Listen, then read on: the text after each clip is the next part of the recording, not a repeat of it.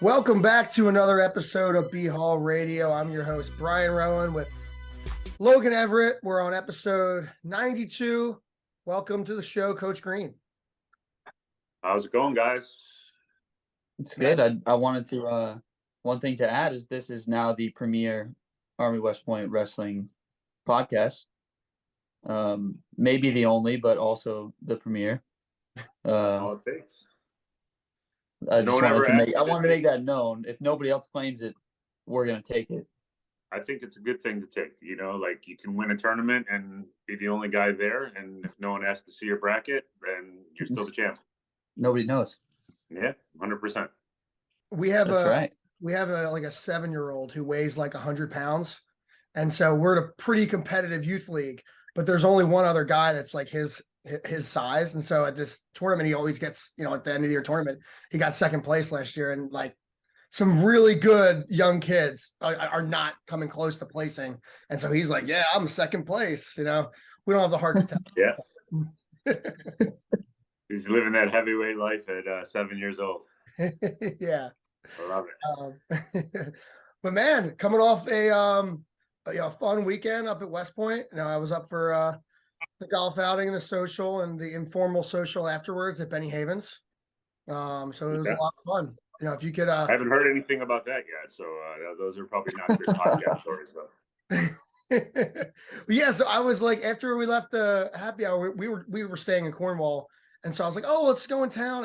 My fiance, she hadn't really, been out in West Point, so I was like, oh, well, let's grab a drink at one of the bars. We were gonna go to Southgate, but fortunately, I just got the itch. I was like, let's go to Benny Havens, and we walk in, and probably 25 people from the happy hour were at Benny Havens. So small world. Yeah. There's not a lot of, there's actually a couple other restaurants that closed up in Highland Falls. So not a lot of. I've heard about that. There. Yeah. Shades is gone. Shades and the park. Oh God. Within like a month of each other, both just done. So we're scraping for options for team meals. We're figuring it out though. We're always going to find good chow for the guys. I love to hear that. Were they just retiring, or what was the rationale between the two? Yeah, I do. Actually, the park, the owner passed away, and the family just didn't want to continue with it. And then Shades, I think he tried for a couple of years to get a buyer to come in. He's getting older, Mr. Shades, and basically the pandemic hit him pretty hard. So he decided, hey, it's time. So just two cornerstones of Highland Falls and West Point just sitting there empty right now. It just feels wrong. Yeah. Yep. Dongfang is probably thriving now. Yeah, there's other people are picking it up in their place for sure. Yep. Somebody has to. Yeah. I mean, we probably are starting to get towards the zone of no more Shades for most of the guys, I would think. Yeah, we're gonna get together. We're gonna put together a team meal on Tuesday, and I'm not gonna call it the Last Supper, but it may be the last time that they eat in that abundance. So we're gonna hook them up on Tuesday, and then it's kind of try to figure out keep fueling your body. Obviously, that's important, but at the same time, you're not coming up for 6 or 7 plates full of whatever Mr. Shade was dishing out. Yeah, for sure. Man, I guess I don't know. We haven't talked to you, Scott. It's been a while. I mean, from your life, what any updates from you, recently or anything that talking about? Well, you're breaking up pretty bad. Yeah, absolutely. I think I came, and then a couple of years. So, things are going well. I think we're really feeling good about where the team's at now, and more importantly, I think we're feeling pretty good about where the program's at. A lot of indicators of good health in a program, we're hitting them right. Say this all the time in newsletters, but saying it to you guys, it's pretty special to lead a conference as good as the IWA in home attendance. So that was like one thing we did last year that really kind of got some eyes opened on on post and some eyes open in our league. They're coming to Army. Iowa's coming to Army or Navy or whoever, and they're wrestling in a pretty wild, atmosphere with the cadets down on the floor. So we're proud of that. We're proud of the progress we've made in the RTC. Having a couple athletes here wrestling full time is really great for the program. And I mean, crowds on the road, like everywhere we went, we were probably outdrawing the home team, except for maybe Raleigh, but we had a good representation there too. So people are excited about West Point wrestling, and that makes it easy for the coaches to stay excited, and makes it easy for the student athletes to stay excited too. So it's been awesome. I think we've seen a lot of growth. Yeah, definitely a challenging schedule. I think there's a lot of room for growth and some really good opportunities for, at least a handful of individuals on the team when if not everybody, when you're looking at, some matchups early on, especially that are, something that's good and something that we want to target. But definitely a challenging schedule. And I think that, it's something that we should lean into. And I think that, you guys do as a staff, what would you say the most, what's the event that you're looking forward to the most? I mean, how can it not be the Campbell Duel, right? Yeah. All the events are awesome, and we kind of tinkered with the schedule every year to really put ourselves in the best position to qualify guys and get them to hit the benchmarks that they need. But man, opening up at Fort Liberty opening up there. The first day that any colleges can wrestle on November 1st, the only wrestling action going on that night. The eyes of the wrestling world are going to be on America's team, both online, and UFC Fight Pass, and then in person with hopefully a good bunch of people coming over from the fort, from the post right there. So it's awful hard to duplicate that the rest of the year. It puts us in a little bit of a rush. We're wrestling a dual meet on November 1st. That's not too far away, right? Right. So we're getting lineups ready and trying to figure out how to go down there and beat the Camels, right? Yeah. It's pretty exciting to have that be the kickoff to be part of an event like that on campus like that on post, and then to be part of the kickoff of the whole year. Pretty grateful for that opportunity. You said something that kind of piqued my interest a little bit, but it's not something that people talk about a lot. But just a question for you guys. And I know you are always seeking the best competition with the intent to win everything, right? That's our goal. Sure. But how much do you look at some of those better opportunities for some if we want to wrestle Iowa, right? You're guaranteeing almost every guy they have is top 15, right? And that's all considerations for qualifying spots for your conference, and then also for at large if it comes to that. Like, how much are you guys looking into any of that? A lot. You got to find like the secret sauce, right? Of how do you get matchups with guys that are going to be on that ranking board that's going to help your RPI, right? But put guys in a position that if they wrestle well, they hit the winning percentage threshold that they need to hit. So all those things are kind of swirling around in the back of your head. You want your guys to get ranked, so you need to go beat ranked guys, and you want your guys to get a good winning percentage, so you got to get them to some opens where they can get 5-6 matches, and if they perform well, they're gonna hit that threshold. But at the same time, you got to coach them, right? So it's not all data. It's not all like, hey, like if you do this, this, and this, like you got to get guys in after a tough loss and learn from that and get them out there again. So it's cumbersome and it's complicated, but we keep tweaking it, and we keep trying to find ways to put guys in positions to be there at the end, which is the ultimate goal. If you can't place at the NCAA tournament if you don't qualify. So getting them there is really important for us. Ryan, I don't know if you have a lot of questions, but I've got quite a bit that you can fire with. My questions are not related to what we're talking about right now, so I'll figure out. Keep firing away. I'll start weaving them in.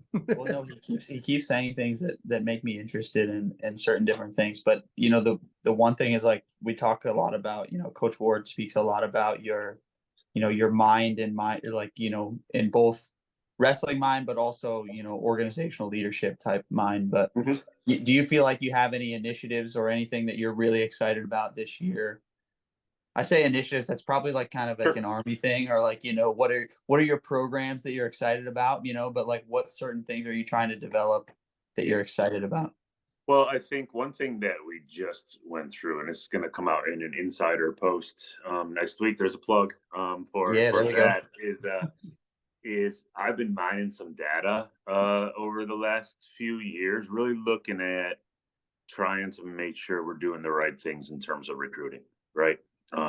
So we're excited about last year's class, ranked 17th in the country, and we've been trending upward in that regard. But I really dug into, like, who are the kids that we brought in, how many of them were, I guess we'll call them big boarders, because that's what the wrestling community says, like that's some of the top recruits in the country. And I spent some time doing this over the last couple of weeks, um, and I'm not like full conclusion mode yet. But a couple of things that I can tell you. One is that we're trending upwards. We're attracting more and more kids that are super highly regarded coming out of high school, top 100, top 200, whatever.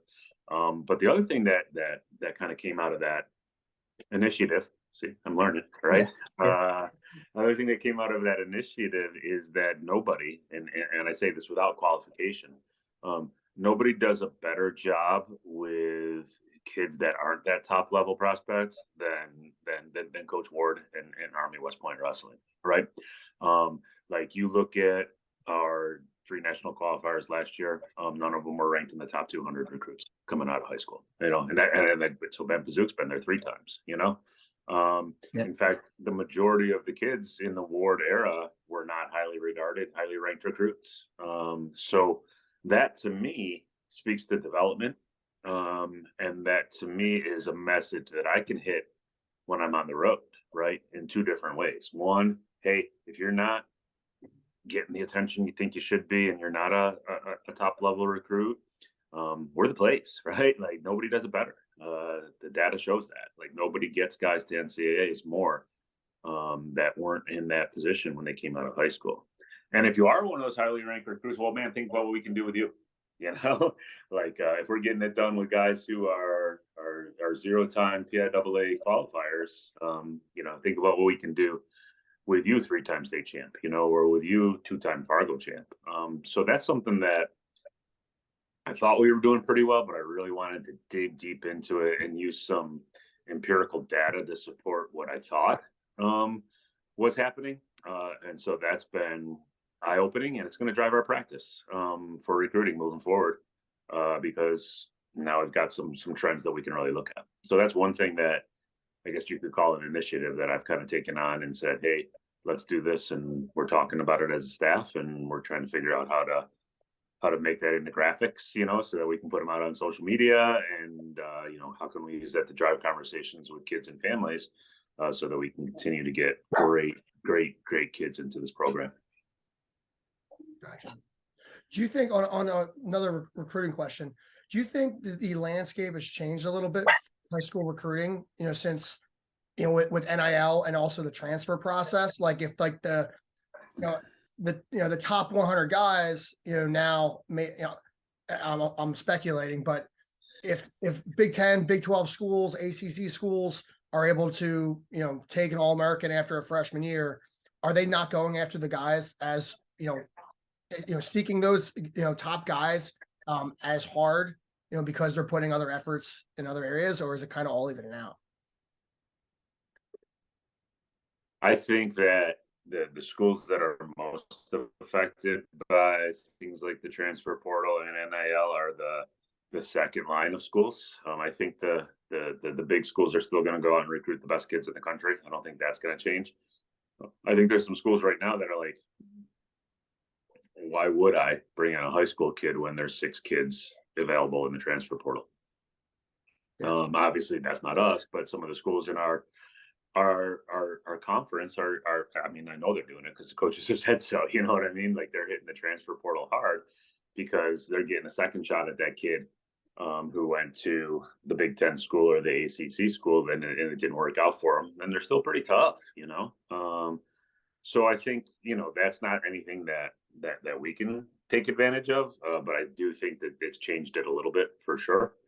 I think the NIL stuff is starting to come back around. I think there was a lot of excitement about that at first, and then now people are realizing there's not as much money as that available at the same like the number of schools that it's available for. But two things that we do there to address that when I'm having conversations with family.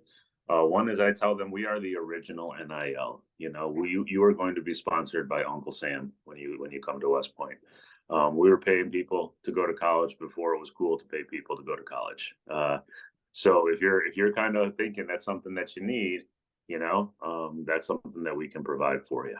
And then the other thing that I try to do is I try to lean into look BHAW right behind you, right, and on your shirt. I try to lean into the brotherhood aspect of things, and I tell kids you're not going to bust your butt for 3 years, and your senior year, your first day, it's your time to shine, and you're going to look down the locker room, and see some dude that just showed up, because he's a grad transfer, or some guy they just paid to come in and take your spot. You're going to graduate with the guys that you came in with, and some guys that might not be appealing to them. It's not important to them, but I feel like the guys that we want. So that's something that I really try to push. I'm not anti-transfer. Like if I was at a school that took transfers, I'd be working the transfer portal too, no doubt about it. But you got to kind of establish your identity and then lean into it. So that's the tactic that I'm using there. Is that hey, come here, you're going to get that shot. You're going to graduate with the guys you came in with, and you're not going to get it. We're going to recruit guys under you, younger guys and stuff like that. But we're not bringing a guy in for 6 months because it'll make us a better wrestling team. That's not who we are.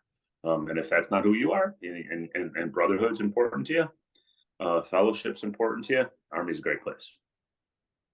You may not have any of this data or have any reason to have it or any access to it in general, but would you be able to estimate what the NIL value is, or what people would be getting monthly that are in the bottom 9/10 of the NCAA wrestling population? Of course, that top 1%, if you will, or top 10% is something that's probably astronomical in certain places, right? But the average college athlete, my sense of it is that there's a lot of guys who are doing well, or they're doing well for 1 year. They're not doing well coming out of. They're doing well when they transfer. They're getting that Michigan money, that Cliff Keen money, or whatever. But I think of the majority of people that have NILs are selling T-shirts out of the trunk of their car, or they're peddling a coupon code for the local sandwich shop. And that all adds up, and it's great to be able to do that. And they're getting some clinics and stuff like that. They might be making $400 or $500 doing a clinic or something. But I think the guys that are not in that top, like you said, 10% of NILers. I think the rest of them, it's minimal. It's comparable to what our cadets get paid here, I would think. Yeah, I wouldn't say there's probably any advantage to.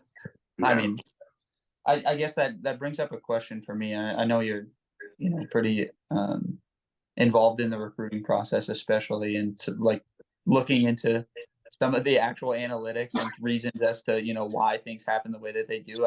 I just wondered, what's something that you found as the top reason as to why recruits would choose to not come to West Point? Is it military service? Is it the barrier to military service that seems intimidating? Even, I mean, I say that now knowing what it is, and it's to me, it doesn't seem intimidating, right? But to a lot of families that may not be military families, it could be. I just don't know what you're seeing on the front lines, if you will. I think that's part of it. I think there are people that have questions about that. No question. That's something that we have to overcome. Once we get them here, that's usually not the reason that they give us. you know, in terms of things, they understand that better. We're doing a real good job pulling back the curtain, so to speak, and telling them what that looks like. Uh, but that's an initial barrier, for sure. There's a lot of other variety of things. Some people really kind of just get sold into like we're competing with the Ivies a lot, right? So they're like, oh, I get to graduate. They don't understand that West Point is competitive with all those schools academically. But they're looking at the Ivies and thinking that's the pathway that they want to take. And then the same thing for some of the power conferences, right? We're recruiting more and more against those guys, and they're going to a football game with 100,000 people at it, going crazy, and they're like, oh, this is the type of academic, or athletic department that I want to be a part of. So some of those guys, it's that big time college athletics experience that they're looking for. I mean, I've been to a bunch of college football games, and the Army college football experience is pretty awesome, for sure. But that's another thing that kids are seeking early, is that Big Ten ACC college experience, which is pretty awesome. Yeah. So Do we ever bring recruits to the Army Navy game? Has that ever been a thing? I don't think there's enough tickets to go around. yeah, that would be an issue. Yeah, I don't think we can do that. I know Brian's had historically has had great access to tickets. I don't know what kind of donor you're on, Brian, but are you are you at the major level? No, I don't. I have no idea what it is. I saw this year that the major level was like $750 a year or something you had to give, and like the tickets sold out, or they sold out at the major level, which was like $1,000 a year or something you had to donate before you even had a chance to buy tickets. Okay. If you're a season ticket holder, like if you just get 2 season tickets, it ends up being like $1,000, and then you have obviously access to all the home games, and then you get preferred access after, I think probably like the superintendents and commandants club or whatever to order. Gotcha. I didn't do season tickets this year, just because I wasn't going to go, more than 1 or 2 games maybe. So, but yeah, that was a good perk last year. I was able to buy end up getting 24 tickets total. Oh wow. Wow. Yeah, we could have used some of those probably. Yeah. Well, I mean, it would be really cool to bring recruits to the Army Navy wrestling match, which I guess you could, maybe juniors or informally. I don't know what the rule is, but we had a bunch of kids at the match last year. A lot of our commits and a lot of recruits. There are some NCAA rules in terms of like what type of entertainment you can provide, and it has to be within a certain radius of campus. So I've never really researched it because most kids are wrestling on that day, in December. But I don't know if that would be something that we legally could do. But the Army Navy wrestling match is definitely something that we have focused on, and any home match now gives the kids an opportunity to see, what type of atmosphere we can provide. It's pretty unique. Yeah. Speaking of home matches, I got a question for you. Let's go. What do you think is the best match day venue at West Point? Match day? Yeah. I'm a Friday night guy. I think that works really, really well. The challenge is getting everybody in Division I wrestling to cooperate and really kind of try to carve out a set schedule. Sundays work well from a crowd standpoint because less high school kids are wrestling on those days. So they're more able to come to that. But I think then you get travel schedules and things like that all get involved. So it's an interesting jigsaw puzzle. But I think there should be Division I wrestling every Friday night. Yeah, I would think that the main barrier to that is probably has to do a little bit with class schedules. What do you think? Yeah. Yeah. Yeah. It's not fun sitting in class and then wrestling that night. Obviously, if you're traveling, you're going to be on the road during class. You got to figure that out later. But I think that's the best chance for viewership, both online and maybe not in person. Maybe some days a little better for an actual physical crowd. But I think, man, a lot of people are like looking. I mean, my Friday nights aren't particularly exciting anymore, at my age. So I'm like, man, I can watch like 3 duels tonight. That's awesome, Yeah. What do you I guess I don't mean to call you out here. I was looking for a little bit of like your favorite location in terms of if you could pick one spot to have a match. What are you looking okay. at? So I'm looking like I don't know if you guys have done Hayes Gym. Hayes Gym is awesome. Yeah. We've talked Hayes Gym about is it. really cool. Just because of the track too. It's like everybody gets the top view, if you will. Gillis is great. Yeah. It's better now that they have the bleachers. They didn't used to have the bleachers, so it was really Right. awkward Yeah. and weird. But now we've talked about doing it like at Crest Hall a couple times, where they do Yep. like the boxing. That would be kind of cool too. Do you have a favorite place, and if you do, why? I mean, I like Crystal right now because I think we've done a better job of getting closer to filling it up. And I think that that's a good size arena. We've tinkered with doing it over at the hockey rink as well because it's a little smaller. You could really pack people into there. If we could, like, I would love to do one out at Trophy Point down by the amphitheater. With the Ooh, Hudson background. Now that's got to be like maybe November 5th.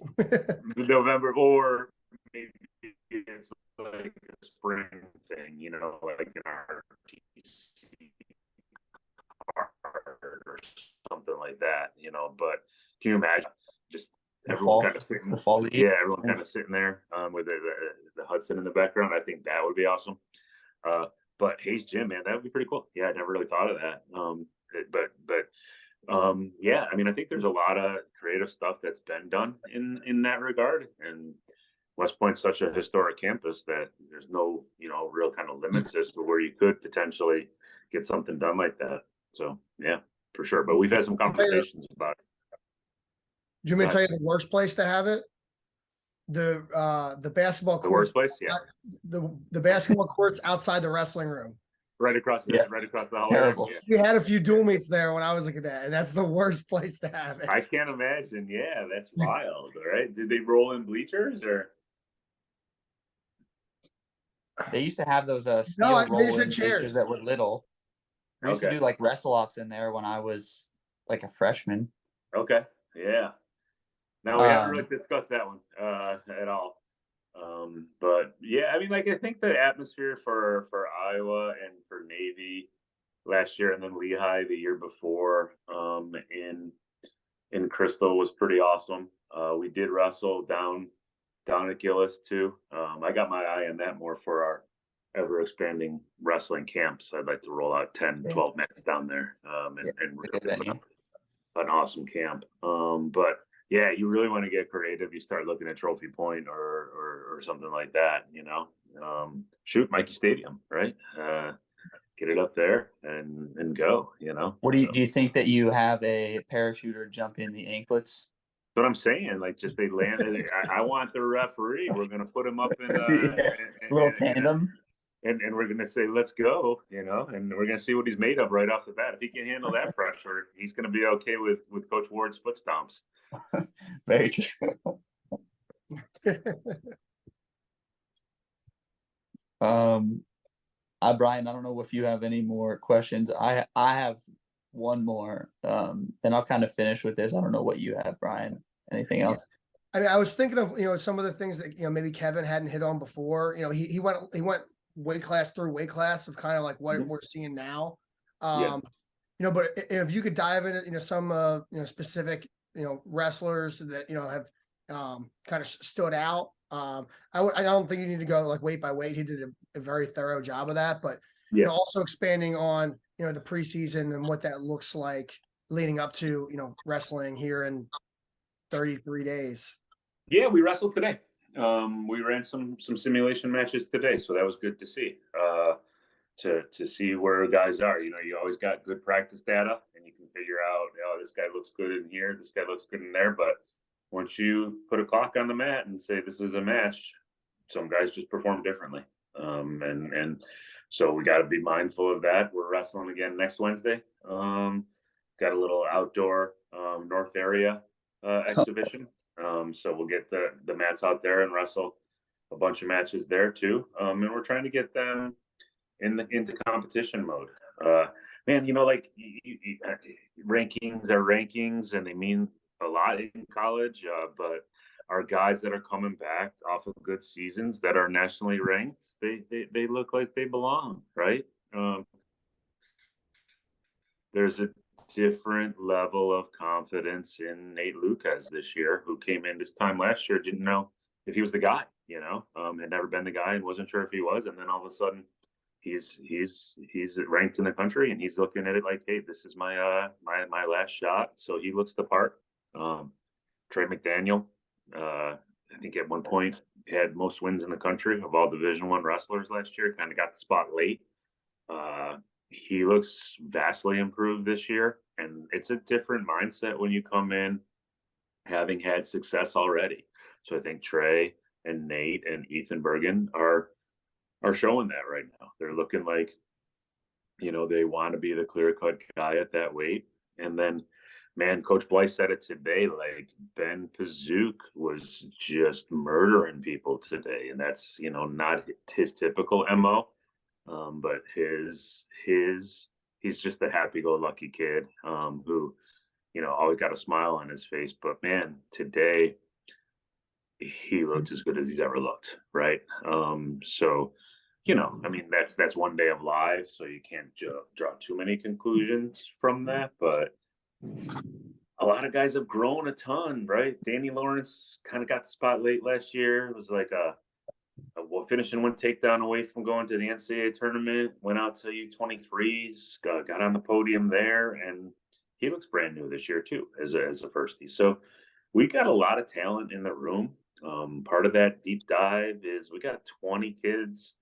It's got to be the most we've ever had that were top ranked recruits. We got 20 kids on our roster. Not a lot of schools can say that. So, grinding and pushing against each other is that rising tide is going to lift all the boats, and we're just going to have to pick, not to stick with a Navy analogy, but we're going to have to pick which of those rising boats are going to be the guys, and they're going to show us through their performance who they are.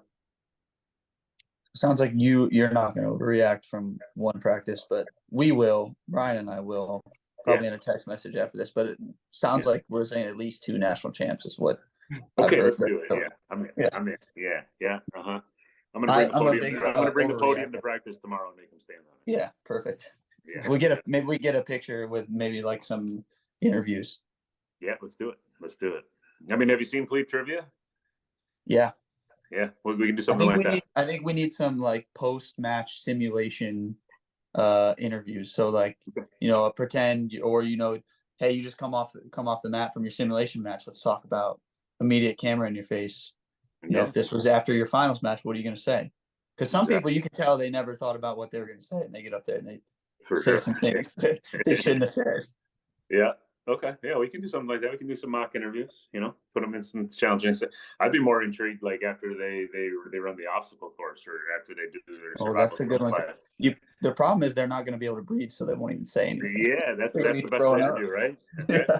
I mean, there were some people doing the obstacle course today. The Master of the Sword put a little post out. So there's a lot of people that today. 2 of them had to leave practice, go run it, come back, get warmed up again, and then wrestle in a simulation match. So that's Army right there. Tough. That's the perfect. That's the warm up you need for your first match. You blow out your lungs in 2.5 minutes of That's how I tried. That's how I tried to sell it to them, but they weren't buying it. They were like, "What?" Yeah. So it's the asbestos. It's the asbestos that really makes it tough. They said they can't wrestle with haze lung. So yeah. Well, the best one would be after survival swim. Just get them coming up out of the water and stick the mics on. Because that's like I never hear guys complain about anything besides survival swim. In terms of like the courses that they have to take, that's the one that breaks them. Get them at the top of the 10-meter right before they're about to jump in. They're real nervous. Yeah. So for next week, so that'll be Wednesday, October 4th. Will fans be able to tune in? Will you guys be going like Instagram live? I think I remember last year you guys were like kind of recording social media outlets. Yeah, I think we can do that. I think we can maybe do one Matt Facebook Live, one Matt Instagram Live, or something like that. I think that's what we did last year. So I would expect us to it's not going to have like like wonderful commentary or anything like that. But I think it did last year. Oh, did it really? Somebody gave it decent commentary last year. I had the microphone and I was walking around, but I Okay. didn't do like match by match. So Yeah. you can't give me a microphone without getting something done. So yeah, we can do that. But we're really hopeful that like a lot of cadets will come and stuff like that, because it's a great opportunity to showcase our program. Soup came last year and was really impressed. He was brand new last year, so it was nice to see him out there supporting it. And obviously, some of these guys, professors and our ORs, show up. But it's just a nice springboard to get people on campus interested in wrestling, which is going to lead to bigger crowds and better crowds for our home duels. It's exciting. Yeah. Last question for me. What aspect do you want to grow as a coach? In what area do you want to grow the most as a coach this year? That's easy. I was thinking about it today. I was a head coach for a long time, and I got to get better at being an assistant coach. Like and the biggest area where that shows up to me is like I don't get that time running the room that I used to when I was a head coach.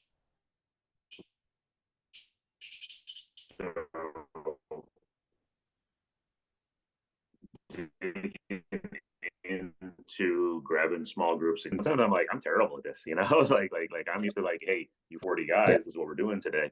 So that's an area where I kind of haven't felt that I've maximized my potential, and something that I'm working hard to get better at this year. I think about that stuff all the time. I like to write about it. You know what I mean? Like that's. Oh yeah. Yeah. Anybody who really cares about, their growth or their development generally has got some sort of outlet, whether they're, they have time where they're thinking about it or they're writing about it. Yeah. I know most of our athletes, are used to journaling, or if not journaling, right? Let's write down our goals and actually put pen to paper on most of that stuff. Because sometimes it doesn't get real for some people until you do. So we got a guy that's working with us now, out of CEP, Major McCaig. He was a baseball player at West Point, pretty good one, I guess. And he's back, and he's heading up that program, and he has been an invaluable resource for our guys. They rave about him and doing exactly the stuff you're talking about, journaling and really kind of trying to figure that out. So, I mean, I've learned from the guy, like I've been like paying attention to what he's saying, and that's like helped me zero in on some of the things that I want to get better at too. Yeah, that's great. Yep. The CEP, so Doxy's has formally retired, I think. Correct. He's there. Yeah. Do they talk a lot about, is CEP more all mental stuff now, or are they starting to incorporate some of, the Army is moving towards like H2F, which is holistic health and fitness stuff, and there's all these different pillars, and I'm sure that the cadets, if they haven't heard about it yet, they will start to, but they do a ton on, we focus a lot on trainings for, not just the physical piece, but the spiritual, and a lot of the, sleep areas and nutrition and a lot of that stuff. Like, is all that coming from CEP as well? Not necessarily CEP, but maybe some like strength and conditioning on the nutrition piece of it. The sleep piece for sure. McCaig is talking about that. But I think it's a nice combination of some academic tutoring with some performance coaching, and then some physical parts of it too. They got that little K Lab there, which is got some virtual reality and some fun stuff to do. But definitely sleep and recovery has been something that our guys are getting educated on quite a bit. Yeah. Do the guys like track their macros or calories and like to some of them? I think nutrition, there's like a foundational piece that everybody kind of has to buy into and understand, but then it gets super individual. So like Oberheiser is great with that. I mean, he's a fitness kind of freak, and he's got a couple guys that are tracking macros with him and stuff like that, and really kind of bought into that. And there's other guys that feel like, hey, I need you to track your, and they'd be like, well, come on, man, I know what I'm eating, I know it's good for me, and I can't be doing that. Yeah, so I think that's an individual thing. as long as they're buying into some general overall principles of what's healthy and good to fuel your body with. I can't keep them away from like Chick-fil-A sauce and all that stuff. They're going to be young adults, but just understanding, that there are some things that are different when you're a wrestler, and you have to be a wrestler at the dinner table too. And that's unlike any other sport. But they're hearing a lot about that from everybody. Yep. Gotcha. Has there been a ski slope or an equivalent? There have been some Preseason? brutal runs. No ski slope yet. We're saving that one. But Okay. check this one out. I kind of felt bad, and I was the one who planned the workout. So we got them. We did the 4 floors in Yeah. Arvin. Did 4 reps there. And then right up the top 4th floor there, sprinted them up to the chapel 4 times and back. So there's 8 hills there. And then my plan was to take them up to the reservoir to Lusk. And we'll start and they race. One goes one direction, one goes the other direction. I was going to do that 4 times. A little longer than I thought. Yeah. I kind of had it tracked at a certain distance, and the first guy came back with his watch, and he was like, "That's like almost 3/4 of a mile," and I was like, "Oh, yeah," and they were not happy. It was brutal because they're racing. Did they know the plan? Like each along, like did they know the next step after that and the next step after that, or is that a surprise? Oh, it's a surprise. Yeah, I don't tell them shit. I don't tell them nothing, right?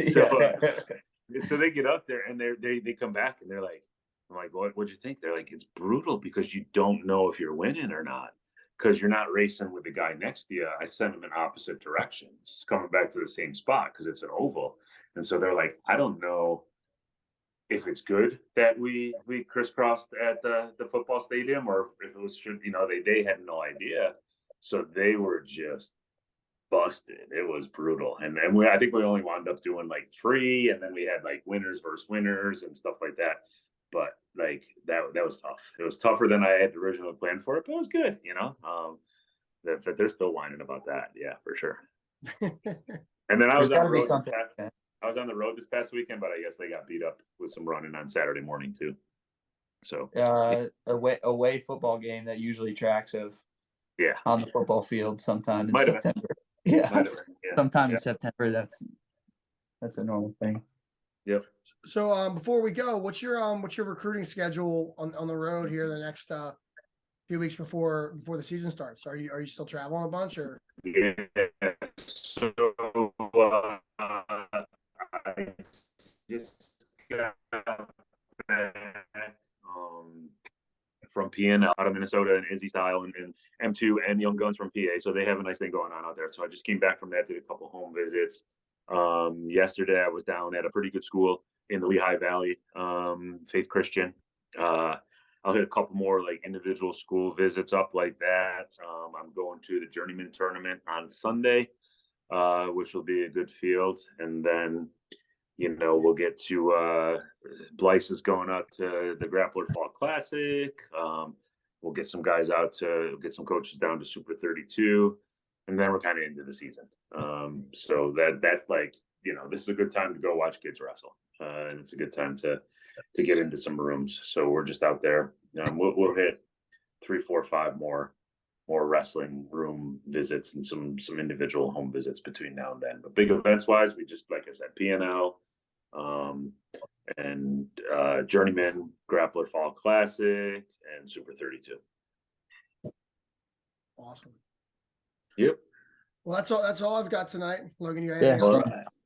No, same. Yeah, no, thank you for coming on. I know we talk about you all the time. I think we probably underutilize you here a little bit. So I think we're gonna. Yeah. I talked to Brian a little bit this morning about we're trying to make an effort to get you, and not only you, but some of the other coaches involved in because everybody has a different perspective, especially on 100%, what they're involved in. So hey, that's what I'll say that too. In closing for me is like the best part about our staff is it's not just like 1A, 1B, 1C.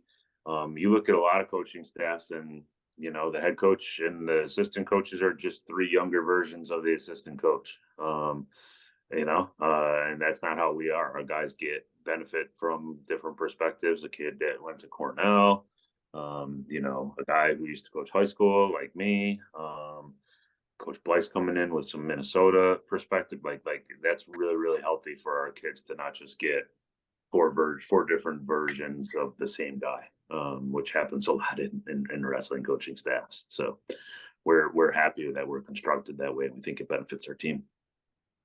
Yeah, I agree. Yeah. Coach, appreciate you coming on. Well, appreciate you guys having me. Yeah. Listeners, thanks for tuning in. We wouldn't be here without you guys. Have a good night. All right. Thanks, guys. See you. Thanks for tuning in to the BHAW Radio Show. If you like what you heard, be sure to subscribe and leave us a 5-star rating on your favorite podcast platform.